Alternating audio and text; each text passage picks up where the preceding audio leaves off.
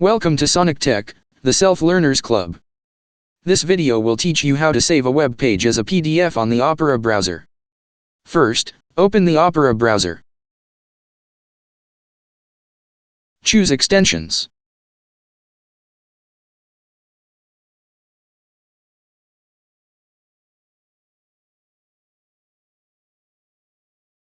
Then click on the Get More Extensions option and open the web store. Search for a Save as a PDF extension and add it to the Opera browser.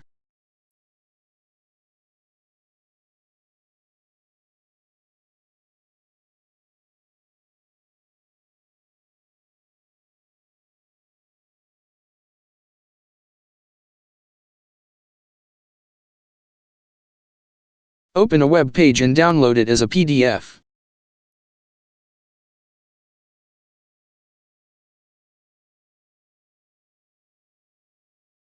Pin the extension. Click on the extension icon to convert this page to a PDF.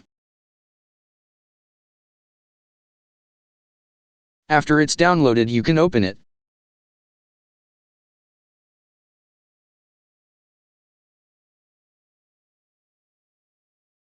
And you can save it as a PDF in a specific location.